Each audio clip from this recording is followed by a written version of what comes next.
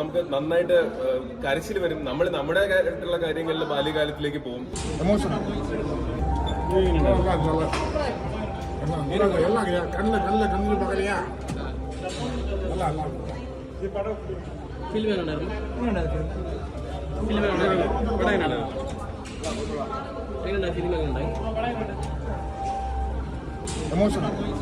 Actually cinema കുറച്ച് duration കൂടുതലാണ് എന്നുണ്ടെന്നുണ്ടെങ്കിലും നമ്മൾ ഈ സമയപരിധി പോലും അറിയത്തില്ല. തിയേറ്ററിനകത്ത് ഇരുന്ന് കാണുമ്പോഴേക്കും ഒരു യാത്ര പോകുന്ന ഒരു പ്രതീതിയാണ്.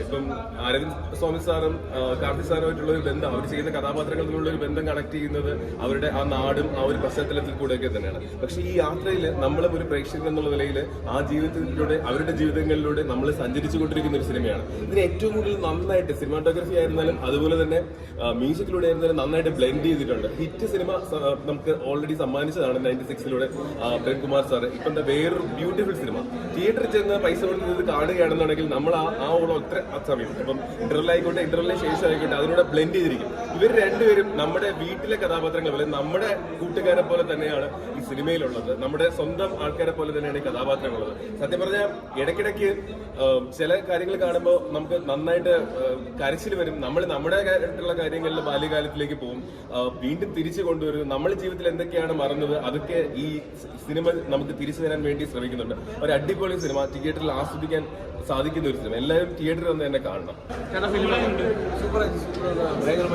எல்லாமே ஃபீல் குட் மூவி தான். வேற லெவலில் இருந்துச்சு படம். உண்மையில வேற லெவலில் வேற லெவலில் இருக்குது. உண்மையிலே வேற லெவலில் இருக்குது. ஃபுல்லாக ஃபீல் குட் மூவி. சரி, நீங்கள் எதிர்பார்க்கவே முடியாது. எல்லாருமே லைஃப்லேயும் இருக்க சின்ன சின்ன விஷயத்தை தான் நம்ம எக்ஸைட்மெண்ட்டாக பார்க்கணும், ரொம்ப இதுவாக இருக்கணும்ட்டு வேற லெவலில் இருக்கும். எல்லாருமே பார்க்க வேண்டியது. എല്ലാവരും മൂവിയാണ്. ആ ഫീലോടെയാണ് ഇറങ്ങി വരുന്നത്. രണ്ടുപേരും കോമ്പോ രക്ഷയില്ല. ഡോൺ മിസ് എന്ന് പറയുന്നത് തിയേറ്റർ എക്സ്പീരിയൻസ് ആണ്. ഒരു ഫീൽ ഗുഡ് മൂവിയാണ്. 96 ഒരു സ്ലോ ഫേസിലെ ഡ്രാമയാണ്. പക്ഷേ awesome film, don't miss theatre experience ആണ്. അപ്പോൾ എന്നോട് പണ്ട് വെച്ചിരിക്കുക അമ്മാതിരി ഐറ്റം. കാർത്തി, അരവിന്ദ് സാർ രക്ഷയില്ല കോമ്പോ. മലയാളത്തിലേക്ക് ഇങ്ങനെ ഒരു സാധനം സംഭവിക്കുമെന്ന് തന്നെ സംശയമാണ്. അമ്മാതിരി രീതിയിലാണ് എൻ്റെ മേക്കിംഗ് എന്ന് പറയുന്നത്.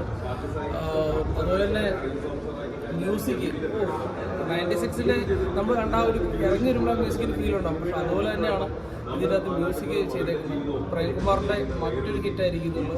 അത് മലയാളികൾ ഫിലിം ഇഷ്ടപ്പെടുന്നവർ, ഒരു സ്ലോ ഡ്രാമ ടൈപ്പ് ഫിലിം ഇഷ്ടപ്പെടുന്നവർ മസ്റ്റായിട്ട് തിരിച്ചു വന്നതാണ്. സൂപ്പർ